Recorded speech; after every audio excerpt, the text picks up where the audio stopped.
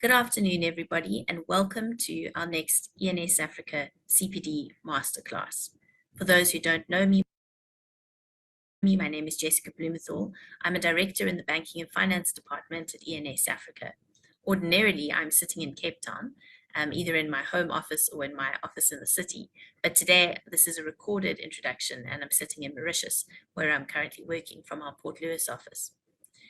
Today's session is part of our CPD series. This year, we have presented 16 hours of accredited CPD learning for members of the financial services sector who require CPD hours before the end of the cycle. This is the third year in a row that we've presented CPD accredited training, and we've used the platform this year to focus and to do a bit of a deep dive on some ESG related topics that we think are particularly pertinent. And today's topic, green hydrogen, is certainly a hot one. Stefanie Bush, who's a senior associate in our environmental law department in our Namibian office sitting in Windhoek, is an expert in green hydrogen, and she will share her expertise and her practical experience with you through this masterclass. A reminder that if you are here for a CPD certificate, please do stay online for the full duration of the hour. Our team needs to be able to verify your attendance before they can issue your certificate to you. But if you have been in attendance, you should get your certificate within 3 days of this masterclass. You can ask Stefanie questions as the masterclass goes by putting them in the Q&A block at the bottom of your screen. If Stefanie's not able to answer your question because she runs out of time or it's too specific to deal with in the masterclass, then she'll reach out to you directly afterwards. And of course, you're welcome to email her directly too and take your conversation further. One final reminder before I hand over to Stefanie for today's discussion, we do still have 2 masterclasses left in this series. Tomorrow, Wednesday, I and 3 of my colleagues will be presenting on biodiversity, how financing can be critical in the preservation of biodiversity and the halting of biodiversity loss. And for our final class on Thursday, you can join my colleagues in our Johannesburg office who will be talking about BE and some things to be aware of there for the financial services sector. Thank you very much for joining us, and a special thank you to those of you who've been with us through this journey. We've really enjoyed the opportunity presenting to you, and the questions that we have received have been very useful in helping to shape the discussion, so thank you for those. Without further ado, Stefanie, I'm going to hand over to you. Thank you very much. Goodbye. Well, good afternoon, everybody. Well, firstly, thank you to Jess for that pre-recorded message and introduction from all the way from Mauritius. Thank you for everybody for joining for this very exciting topic. I'm certainly very excited to talk about this. When Jess first asked me if I would like to talk about green hydrogen for an hour, I said, sure. Most of my colleagues and friends and family are pretty done listening to me talk about green hydrogen. So I'd love to talk to you fine folks about it. So I will just share my screen quickly. Sharing it. Okay. So as you would know, today we'll be speaking about green hydrogen, what it is and how it will impact the energy space going forward. So just before I do that, I'd like to just highlight my professional background. So as Jess mentioned, I am a senior associate at ENS Africa in the Namibian branch. I focus on projects, so project development, ESG, and specifically in the energy space. So for the last 2 years, we've represented a handful of clients in the green hydrogen industry. So they either already have projects here or they're looking into, just coming into the country. And I've also had the privilege just a few weeks ago to speak in front of the Parliamentary Standing Committee on Natural Resources about how the green hydrogen legislation could look like. And so they're in charge of or responsible for drafting that legislation. So that was a really just great opportunity to shape that discussion.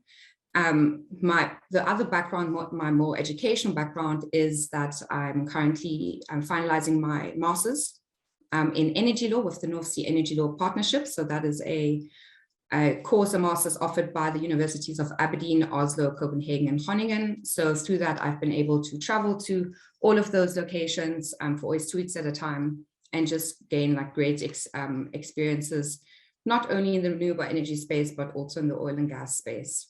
And then from other backgrounds, I am the co-founder and vice president of the Environmental Lawyers Network of Namibia. So also like focusing, just on the environmental aspects of transactions.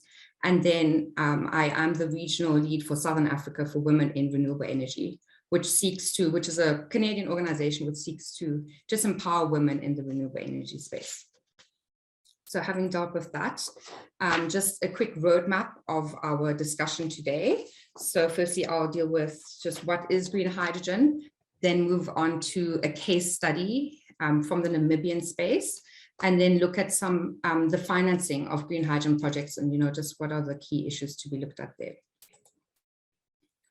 So this question of what is green hydrogen, I've been asked numerous times, and people come and they ask, how do you extract it and how do you mine it? And so it is really important to just share that knowledge and the understanding of what that is. And that's why I want to thank you for taking the initiative to join the webinar today, because it's so important for us to as a society understand just the aspects of green hydrogen. So it gives the companies that are wanting to do it the social license to operate, but it also allows you, your companies to understand how you can get involved, or as bankers and lawyers, that we also then understand just the technical aspects that have to be dealt with, and also the hurdles and growing pains.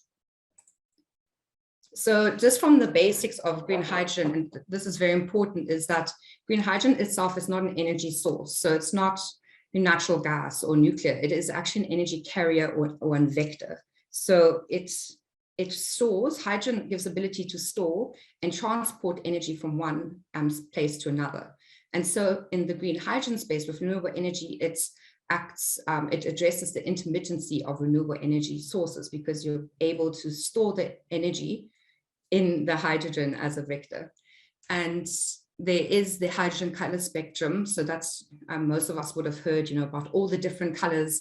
So there are actually 9 different colors, and the color spectrum is just determined according to what energy is used to create the hydrogen. So with green energy, the energy source would be renewable energy. With blue, it would be your conventional, so it would be your natural gas, but the carbon will be stored, so it will be captured and stored. And in that way, it doesn't have, carbon emissions. Pink hydrogen would be dealt with, would come from nuclear energy, and then gray hydrogen is obviously the one that comes from, natural gas. And so green hydrogen really is a key tool to decarbonizing the energy sector, just because it has no carbon emissions. And that's why there is that focus, because we are moving towards net zero, to find alternative energy solutions. And the important thing to consider about green hydrogen also is that it will cause a shift in geopolitics, just because new energy players will now be emerging. And that's why we're seeing there being a focus on countries like South Africa, Namibia, Chile, but we'll go into that more in detail in a moment. So just from the process, and I mean, this will be just very generally explained. I'm not an engineer of sorts. But so the idea with hydrogen, so it is created by a process called electrolysis. So that is, I don't know if you see my pointer, but it is caused by using electricity to split water into hydrogen and oxygen. So this is the whole value chain. So you would have, you would have renewable electricity generation, and that energy will be used to split the hydrogen. And then once the hydrogen is created, once it has been split, you would distribute and store it, and it will then go to its end use. So that's where the net zero emissions are. A few extra pointers or issues that could be added into this list would also be, you need water for this. So, and in the Namibian context, we're looking into, we don't have a lot of water resources, so we'd be looking into desalination. So you would have an extra icon here that talks about desalination, and you would be using the renewable electricity to drive that. And then also the distribution and storage of hydrogen. If you are looking to distribute hydrogen over long distances, such as from Namibia to an off-taker in Europe, you would be first converting the hydrogen into ammonia. And that happens in a synthesis plant where you add nitrogen, and then the ammonia is transported just because it is safer and it's also more economical to do so. So just to kind of see how it looks like. So this is actually, I was in Aberdeen last year, and there was a green hydrogen facility that's in the middle of town. It has been there for 5 or 6 years already. And so this is an electrolyzer, so it's just like in a container. And then also on this side is refueling station. So the cool thing about Aberdeen is that they have, I think, about 15 of the buses that are running on hydrogen, green hydrogen. And then also this is a street sweeping car. So, and they can just come whenever and then, refuel. So they're actually not paying for it. So this is a pilot project that was introduced in Aberdeen just to show communities that it is safe and to prove, its viability. So here, the engineer was actually explaining to us, opening the whole facility, showing us where the electrolyzer is and the water supply. And, it was, very interesting to say the least. So basically then the types of projects, so PTX would mean power to X. So the projects that we therefore can see is firstly derivative production. So that is your ammonia and your methanol, for example. And so the ammonia could be used, as I said, for transportation, but could also be used for feedstock for fertilizers. And the methanol can also be used, for fuels. Another project would be your power generation. So that is hydrogen to power, where fuel cells are used. So the hydrogen enters the fuel cells, so to speak, and then the only product is the energy produced and water. And so that could be used in mini grids, that are off grid and further away, or for closed systems. So the power generation could be used there.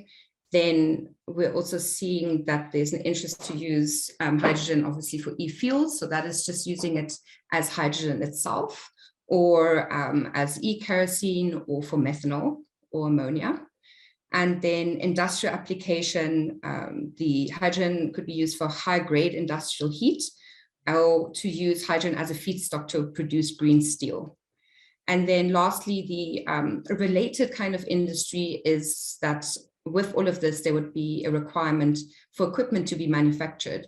And so that is a related industry that we would also be seeing that will start growing as more projects are needed, and therefore more equipment is needed.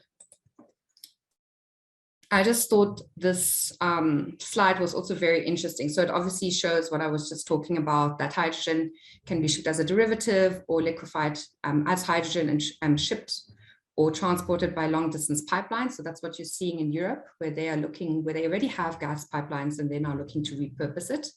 Obviously, that is not something that would be applicable in a country like Namibia, because we don't have gas pipelines, but that is something that has been looked at, or it's locally consumed. And then there are these different uses. So the existing industry use, new industry feedstock, building and industry heat, transport and power generation. And so when you look at, this is a graph from a McKinsey study, it's just over the years, how much the different uses are going to be. So you're seeing that they are estimating that the transport sector will very massively shift towards towards using derivatives, and also building an industry heat. So it's just interesting to see what is kind of estimated to occur in future. So with that, so then why green hydrogen? So it is definitely part of this global drive towards decarbonization. So to reach net zero, for example, McKinsey estimates that the world needs more than 600 million tons of hydrogen. So that is a big push towards that. Then green hydrogen solves the problem of intermittency of renewables, as I mentioned earlier. And then the energy crisis in the global north has obviously shown, that there is a need for energy of all sorts. So by exporting green electrons to where it is needed, that's where, countries like Namibia and South Africa can play a key role. Another reason for green hydrogen is that it can electrify hard to abate industries. So those are industries that cannot be easily electrified. So that is your green steel industries, for example. And then just finding alternatives for fuels, especially long distance shipping, and flights, which are a massive carbon emitter.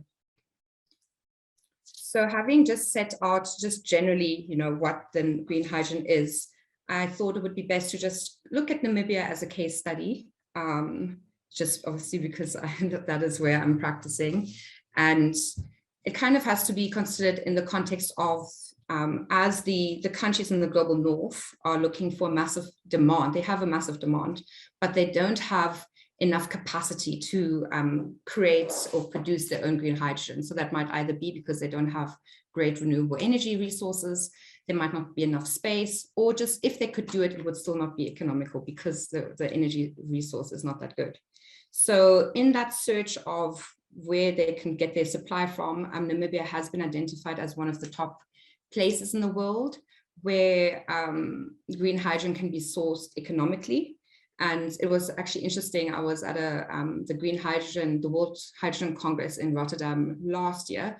And one of the speakers just said, green hydrogen, if you speak about green hydrogen, you can't say that without thinking about Africa, and you can't say or think about Africa without thinking Namibia. So it just shows what an important role Namibia has to play in this.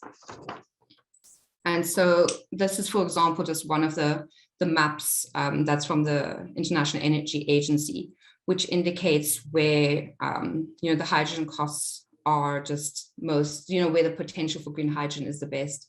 And you would see Namibia has this red dot on the side, much like Chile and so as well. And that, just shows the potential. These are also from this great McKinsey study that also talks about the global hydrogen flows that are predicted over in the future. So you really see that Namibia and South Africa have been identified as regions that produces more than it consumes, and that it would also be competitive for exports to proximate markets, but also to any market. So this is very interesting to see how this will play out. And that's why I was talking about earlier about the geopolitics, because it really is an opportunity for countries that were previously not, prevalent in the energy space to enter that market. Just from Namibia itself, I thought, just to share this. So it's a map just showing the onshore wind and the solar irradiation resources. And you can obviously see that it is along the coast that you would have the best resources here. And this wind resource here at the bottom, the 58%, that's where most of the projects are currently situated. And then if you couple it with a 34 to 35% intermittency, it just shows that potential that's there. And because of that, there is this vision of creating 3 green valleys or hydrogen hubs in Namibia. So this is an extract from the green hydrogen strategy that was released end of last year, which just shows that there's obviously a northern one, a essential one that's also planned along Walvis Bay, so it's the existing port, and then you have the Luderitz one, which is the SCDI, where just most of the projects have been planned so far. So just with the projects, I just quickly wanted to run through for the ones that aren't in Namibia, to just understand kind of where we're at, and then obviously also for the Namibian listeners to, it's always good to hear about the projects that are ongoing. So hydrogen energy is the one that most Namibians would be most familiar with. So this is the one that was going to be in Luderitz in the SCDI. So that is planned to be a development approximately of the cost of 9.7 billion euros. It is looking to create 5 gigawatts of renewable energy and use a electrolyzer of 3 gigawatts. So these are massive numbers. And then it anticipates that it would export 300,000 tons of ammonia per year. So at its full scale. Another project is the Clean Energy Solutions Namibia. So that is a partnership between CMB Tech, which is a Belgian company, and ONL, which is a Namibian company. And they are developing a green hydrogen plant. So that's the third image. So a green hydrogen production pilot plant. And that would also be coupled together with a refueling station and a training center. Then HDF Energy, the renewable hydrogen to power project. So that is a project that is planned. That's the second image. That is a project that is planned just out of Swakopmund and would actually be feeding into the grid to supply electricity to the town. So that is purely an electricity plant. And then the Dauris Green Hydrogen Valley, and that's the last picture at the bottom. So that's actually a project that is sponsored by the Namibian and German government, and they're looking into creating Africa's first net zero village on about 30,000 hectares of land near Ois in Namibia. And then the two other projects are the High Rail Namibia Hydrogen Diesel Fuel locomotive project. So that is a partnership with a lot of companies, so Hyphen Technical, Symbiotech, TransNamib, so that is our national rail association, and UNAM and Traxton. So they're looking into creating Africa's first dual fuel locomotive. And then lastly, the AW Energy Project, Wave Energy Project, was announced just, I think, 8 or 9 days ago, last week. And so this is a Finnish company that will be using wave roller roller technology to power the electricity. So that is a very interesting project that I really still want to read more up on. Then besides projects, there's just also a lot of emerging international partnerships that have occurred. So the big image is our president at the last year's COP signing an MOU with the European Union. So this is the president of the European Commission, President Ursula von der Leyen, just signing an MOU relating to green hydrogen, but also sustainable raw materials. And the European Union actually only signed 3 of these MOUs. So the other countries were with Egypt and Kazakhstan. So the other international partnerships that have emerged is obviously, with Germany. So that's always been a very good partner of the country. So they also have a communique of intent to develop and cooperate in energy resources. And then there's other agreements that have been entered into with the Port of Rotterdam, for example, that is looking to assist Namibia in becoming also an export hub. And then also a MOU that was signed with Belgium at COP26 on the cooperation on the field of green hydrogen. And there are many also kind of in the background that we're still hearing about. There might still be something with Netherlands, and we also know that our hydrogen commissioner has traveled to Japan lately. So there's just a lot of international cooperation that's occurring there. So just having set out that background, I want to just quickly touch on the legal aspects, being a lawyer, but it's also very important to consider the legislation and policy framework, because that is essential in driving investment and incentivizing investors to actually come into this country, especially at a moment where so many different countries are being looked at, and it's kind of this race to who will become this green hydrogen hub. Legislation is very important there, because investors, they need certainty on how the industry will be regulated and also how the resource revenue will be calculated. And they need to know if the state will be incentivizing or providing any sort of aid to projects. So at the moment, there's no industry-specific legal framework on green hydrogen or renewable energy in Namibia. That is not uncommon. It's not, there's a lot of countries that are still grappling with how to deal with this new emerging industry. But, there is growing pressure to actually that legislation be adopted just to provide that certainty. So there are 2 kind of documents already. So you have the Harambee Prosperity Plan, which identified green hydrogen as a transformative strategic industry in 2021. And then we also last year, the Namibia Green Hydrogen and Derivatives Strategy was published by the Ministry of Mines and Energy. So right now, because there's no industry-specific framework, we are looking at residual legislation to regulate each element of these these P2X projects. So that image I showed earlier with the different stages. So it just looks, the residual legislation is used to deal with each step of that. So in this regard, the first thing one always then considers, I mean, at least in the Namibian context, is the Namibian Constitution. So Article 100 states that any land, water, and natural resource below and above the surface of the land shall belong to the state. So that just enshrines the international principle of permanent sovereignty over natural resources that the state has, so that they are able to deal with the resources as they wish. So, but the question with green hydrogen is, what is the resource? Can you say that wind and solar, sun radiation is a resource? And so what I like to say is that the actual resource in green hydrogen projects is the suitably located land. So that is land that has great renewable energy resources. It is vast, it has a lot of space, so it allows for economies of scale, because you could have the best resource, but if there's already also, if it's not over a big piece of land, or if it's already occupied by a different industry or a town, then that resource is also not that helpful to you.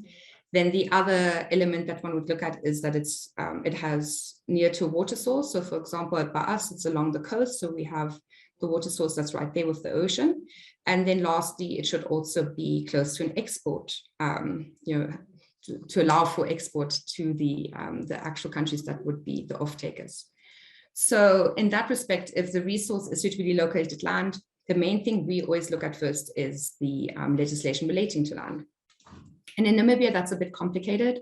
We have a lot of different land regimes. So the first thing we ask when a client comes in and says, oh, we want to start a green hydrogen, we want to develop a green hydrogen project, we ask them where it is, because depending on where it is, obviously there's different authorities that they would need to speak to, but there might be restrictions on foreign land, foreign ownership, or that the land would have to first be offered to the state. And also restrictions on how long the land can be leased or if it can be owned at all. So if you're in a communal land area, for example, that will make it much more difficult because there's certain authorities that you need to get authorization from in order to not even obtain a lease, but a right of leasehold. So there's just the intricacies about the land regimes. And I think that's, obviously in every different jurisdiction, that's something always to consider. To first, before even proceeding with the project, is to find out where is this project situated. Then the other legislation that's applicable, I'll just quickly run through that. And it's just mostly to show, because I know most of the people listening on now from Namibia, but to apply your mind to the different elements that would need to be regulated, right? So one of that would be the water abstraction and brine release. So we have, for example, a Water Act 1956, is quite outdated. So, but in terms of that, water abstraction permits can be obtained, but also permits to dispose of the brine, because obviously after the desalination, where does the brine go to? It would have to be either disposed back into the ocean or be dealt with otherwise. But I'll talk about that in a moment. Then from a renewable energy generation and supply aspect, one would also have to consider if a license would be required. So in Namibia, a generation license would be required, but then also a transmission and supply license, depending on how your project is kind of structured. Is the company generating different from the company that will actually be obtaining the electricity at the end of the day? So those are just some of the considerations. Then from the production of ammonia, so there might be also requirements on that. So in Namibia, for example, we have the Atmospheric Pollution Prevention Ordinance, which states that carrying out ammonia works is a scheduled process. So that would also require a license to be obtained. And then the manufacturing, storage, and transportation of hydrogen ammonia is a very big issue, because obviously these are volatile substances. And depending on the jurisdiction, you might have requirements to just obtain licenses for that, but also install and operate infrastructure in a certain way. So currently in the Namibian aspect, the Hazardous Substance Ordinance of 1975 doesn't appear to list hydrogen or ammonia as a hazardous substance. And that's obviously a kind of lacuna that would have to be dealt with. Then from just the e-fuels perspective, one would have to consider if there's certain legislation that deals with the construction of refueling stations, but also the transportation and distribution of those e-fuels. So in our context, the Petroleum Products and Energy Act could be applicable just because of the way petroleum products is defined. So it's defined as a product that can be used to, fuel kind of to, vehicles or so. So hydrogen would be an alternative to that. But if you look at the regulations, it talks specifically about fuel, and fuel is only defined as petroleum and diesel. So then hydrogen wouldn't fall into the regulations. So it's just a matter of considering, does one expand the regulations to include hydrogen, or does one create an own set for hydrogen? And then employee health and safety regulations might also be applicable. In Namibia, that's there's not a lot, so it's actually, they would just require registration of a factory just because of the way a factory is defined. From another perspective, you might also have just environmental legislation that is applicable. So in Namibia, an environmental clearance certificate would have to be obtained for projects of this sort, because there's certain listed activities that are being conducted. So that's the it's the development, the construction of renewable energy, of generation facilities, but also laying pipelines. And yeah, there's a lot of listed activities that actually fall within that project, and therefore a certificate would have to be obtained. In the Namibian perspective, there's also, depending where the project is, there might be restrictions based on the Nature Conservation Ordinance. So that really restricts activities that happen in a game park. And our entire coastline has been declared a game park. So most of these projects, like just having a look at, where the best resource is, would actually fall within that game park. And therefore those restrictions on the activities would have to be considered that are listed in that ordinance. And then we'd also have marine-related environmental legislation, whereby there's also a Namibian Islands Marine Protected Area Reserve that has been declared, and therefore certain activities would require permission before they can be conducted in that area. So that's your activities relating to your desalination or even your export. So from this kind of whole explanation, you can see the drawbacks of this current regime. So it's a piecemeal application of law to different elements of a project. So it's not holistically regulating a project as a whole. It's just piecing it together. And you can see that residual legislation is also being used for permits, a purpose that it was not envisioned to be used. This causes obviously proliferation of red tape because you have to run to numerous different authorities. And it creates that too many cooks phenomenon. So whereby there's a confusion also for investors because they don't know who to be talking with. So there's not this single champion of the green hydrogen industry yet. And that just creates a high risk of delay, but also failure, and causes accountability and transparency issues. So that's why a fit for purpose piece of legislation would be welcomed, and it is something that is being developed. So in that aspect, I just want to give a quick overview of the green hydrogen strategy that was published last year, and the kind of the elements it seeks to address. So one of them is the adoption of a fit for purpose regulatory framework. So it is a Synthetic Fuels Act that is being considered and currently being drafted as far as I'm aware. Then another principle that's contained, or a goal that's contained in the strategy, is the establishment of an implementation authority office. So that reminds me a lot of the Danish energy agency. So basically it is a one-stop shop, and this authority, they identify projects, they plan them out, and they actually then connect investors with those projects. And it would be that office that goes about and gets all of those licenses. And it's just creating a better investment climate, just to ensure that projects can be fast-tracked, because that's the important thing about green hydrogen projects at the moment. They need to occur quickly, and they cannot be hampered by administrative hurdles. So, and it also alleviates, that investors come in and they just say, we want to do green hydrogen in Namibia, but they don't even know where to look. An office like this could tell them, okay, these are the projects we have already identified. This is the areas, this is how you would deal with the land issues, and they kind of take them by the hand and move them forward. Then another goal, or something that is being contemplated, so the strategy says it is still being contemplated, is the creation of special economic zones. So I know in South Africa, there are a few of those that have already also been established. So that is just special zones where different or tax regime are applicable. And those just try to drive that industry can, be successful. Other goals include conflicting land rights.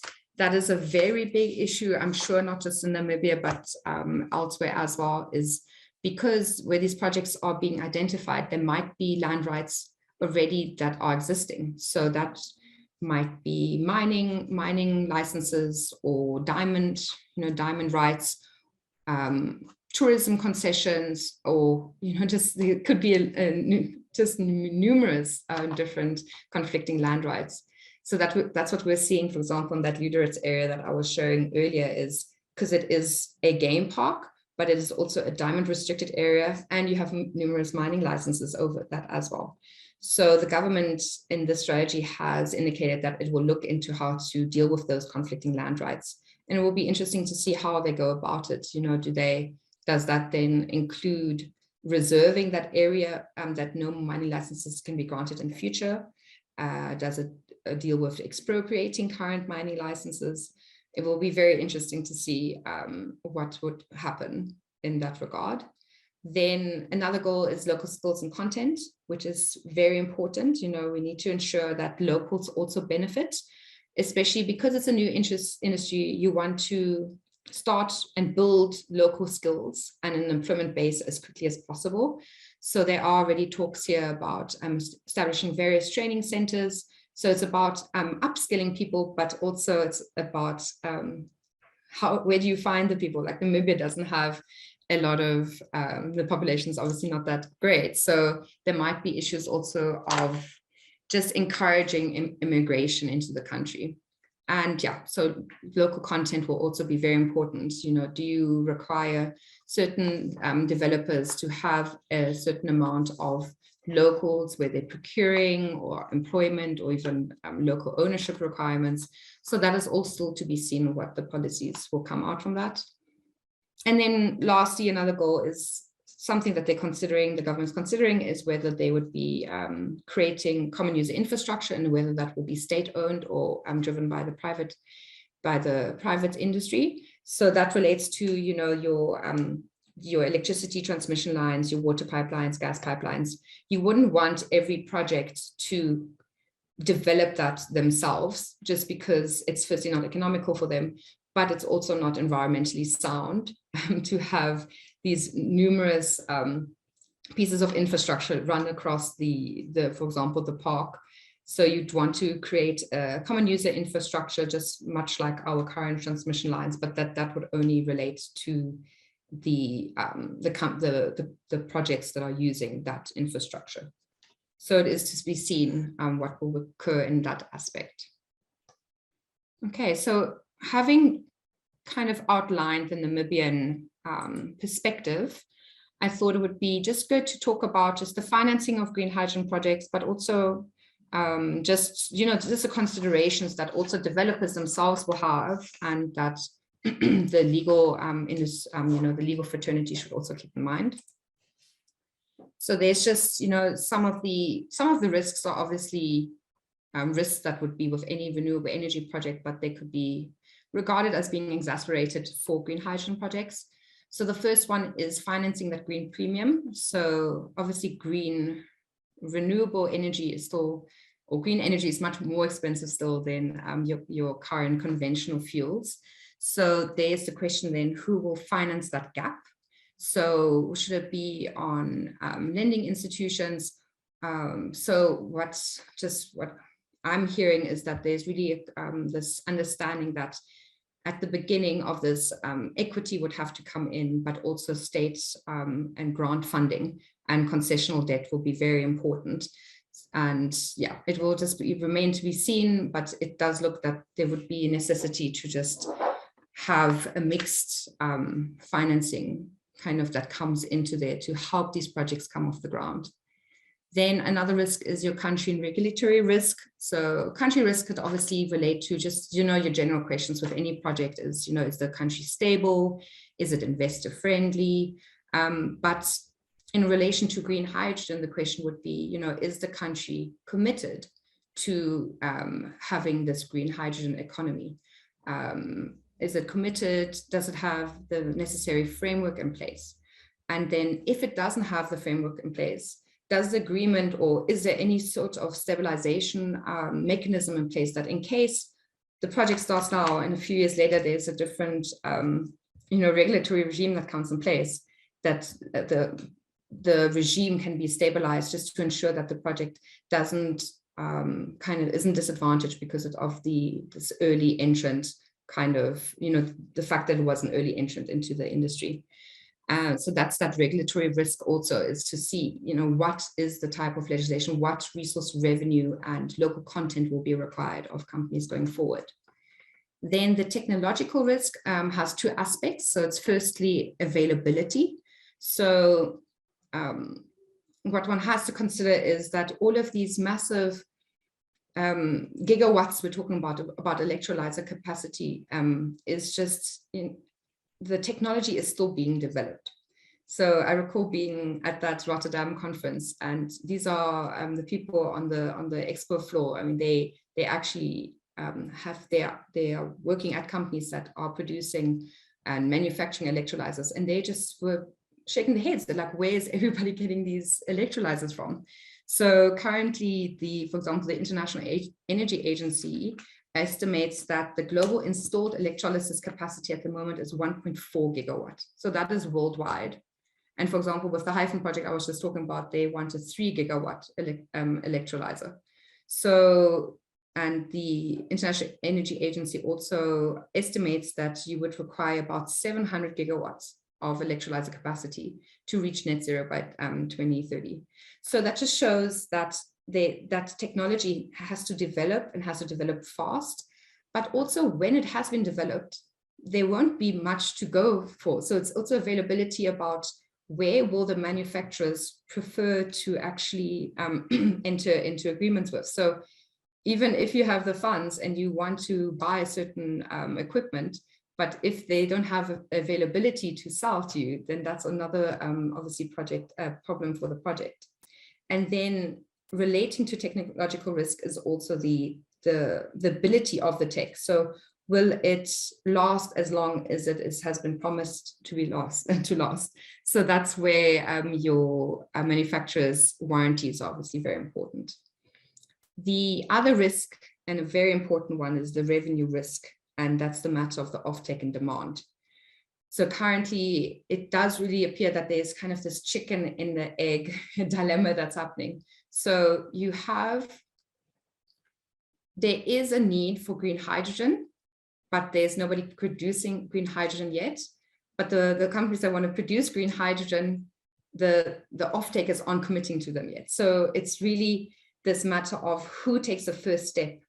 And I recall at the Rotterdam conference, there was I think she was a head of business development, so from Maersk, and she also explained that in the shipping industry, everybody wants to move to methanol or to ammonia, but they're not sure if their shipping vessels will be allowed to go into certain ports if they run on ammonia because of just the safety risks. So to take that leap and say, okay, we will be purchasing shipping vessels that will run off ammonia, but then they do that and they will not be able to enter ports. So that is just the problem that is still currently being seen. And there is a requirement for a market to somehow be created. And once a market is created, then the supply can go hand in hand with it. And as a lender, you would be looking into, does the project that you are about to lend to, do they have a fixed offtake relationship? Do they have a long-term off-taker, just to ensure that revenue, that it will actually be coming in? Another risk is the interface risk. So as I showed at the beginning of the slides, with just all of the different components that are there are a lot of risks just having one component fit in neatly and work with the others. So there are considerations that, the risk could be split. So for example, you could have a split model where one project completely deals with the renewable energy generation, and then provides the other company with the renewable energy for them to then do the electrolysis? Or do you have it as a combined integrated model? So those are just a few of those considerations. Then other things that would be considered is obviously the strength of the sponsors. So you'd be looking into, have the sponsors done this before? Is this, just do they also have the balance sheet to support it in case equity is needed? Then the scalability of projects. So there's a debate about, should we first start with demo projects, or do we go ahead with mega projects as well? Because obviously there's the risk with either of those. Then is the key supporting infrastructure in place? So for example, your transmission lines, your water pipelines, but also your port. If you're going to be exporting vast amounts of ammonia, will the port that is nearest to your production facility also support the amount of produce that you're looking to export? The transportation risk is also big, just because of the volatility of the product. And then lastly is the also standardization and certification. So lenders would want to make sure that the product that is actually being produced and then being exported, if it is, for example, being exported, that it also applies with the certification procedures where it was being taken. So is it considered a green product? And I mean, this is a very big debate that's happening worldwide, just how to go about certifying, like how far down the green chain do you have to go? And that's, for example, where now the EU, they published their delegated acts a few months ago, which just sets out when will a produce be regarded as being green. Then just from my last slide, so another issue would be whether there's existence of government support measures, incentives, or special economic zones. So as I mentioned, that is, to fund that green premium. So we're seeing a few countries that are already moving ahead. A lot of people, you would have heard about in the United States, the Inflation Reduction Act, which really is seen as a game changer and to move kind of the US very much forward in that market. So the Inflation Reduction Act provides that producers will receive a production tax credit of 2.6 cents per kilowatt hour, and that they can receive up to $3 US per kilogram of hydrogen. So, and that's for the first 10 years. So the producers have a fixed income that they're sure of, just because the price for hydrogen hasn't been set yet. And here they go, and it has been set, and they can be sure that they will receive this. On the other side, for example, in the EU, the European Commission has established a European Green Hydrogen Bank. So that bank is to cover the cost gap between renewable energy and fossil fuels through fixed prices. So in that aspect, it is important for the governments of each country to consider, which support mechanisms or state aid will we be including. But also for companies themselves, they can decide, do we introduce contracts for difference? Just how do we go about and providing support that these projects actually can go off the ground and that a green economy can be created. In that aspect, it's important for green financing and to also be driven. So climate financing mechanisms to be introduced in order to just mobilize cost-effective financing for the producers of green hydrogen. Then conflicting land rights is very important for lenders and lawyers alike. It's just to consider, is there any other rights that could jeopardize the current project? And and that's always a very important consideration. And then just lastly, just because it's an ESG kind of series, I also wanted to quickly go into the ESG of green hydrogen. So firstly, the environmental concerns in Namibia specifically, for example, is, some of these projects are being planned in a nature reserve. So what are the environmental impact of some of these massive projects that we're planning on doing, but also what is the impact if these projects aren't done and we keep on relying on conventional fossil fuels, which will exacerbate climate change in any case. So it's kind of that give and take that has to be done. Another environmental concern is the desalination and release of the brine. So if so much brine is released back into the ocean, will that change the marine climate and have a negative impact on marine life? Then social concerns is just relating to, especially in a country like Namibia, can the country handle big projects of that nature? Are the social support infrastructures that are necessary, are they there? And who will be responsible for ensuring that they're there? So that relates, for example, to a place like Lüderitz, which is a very small town. And now if you're going to have this whole industry, not just green hydrogen, but also oil and gas, be housed there, how do you deal with the social impacts of having a lot of people in those areas?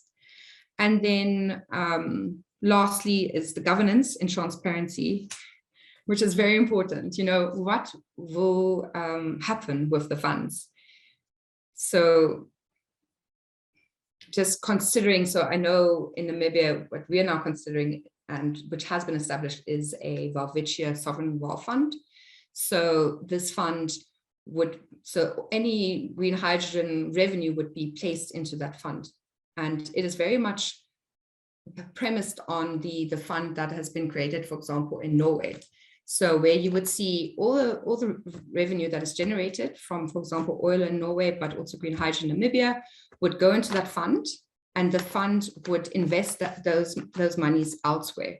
And only the interest that is generated from those investments will go back and, for example, be fed into the budget. And that is just to ensure, as I say, an intergenerational fund. So to ensure that the generations following this one, that they also still benefit. And it's actually very interesting. You should have a look at the Norwegian Sovereign Wealth Fund. You can go online, and on the front page of the website, it shows you at each given moment how much money is in that fund. And it's just because it belongs to Norwegians, and that's why there is that transparency to be looked at. So currently, Namibia is considering a intergenerational fund, but at the same time, a stability fund. And that is very important because in a country where we have, where we still require also funding for our budget and to deal with fluctuations and just to stabilize the economy, it's important that funds also still go into there. So that's why a two-fund approach is being considered. Some countries even have a third fund, so they would have a developmental fund. And that's just kind of with the reasoning of saying, how can we already save money for the future generations if the current generation has dire developmental needs? So from that perspective, it's a very important consideration to see how that legislation will be set up to just ensure that the resource revenue that's generated from this amazing industry, that it is used in a transparent way and just in a way that can benefit most Namibians, or most the population of which country ever these projects would be in. And so, yeah, I mean, that is all from my side. I would just like to thank everybody for the attention. And if you have any questions, you can go ahead and just email me. I see we have 4 minutes left. I'm just trying to see, but there's no questions. So I'm very happy to have been able to share this with you all, and looking forward to if somebody wants to reach out. And yes, I hope you also join the other sessions we have at the end of the week. And this recording will be available if you would like to just, have a look at some of the more technical aspects that I spoke about. Okay, speak soon.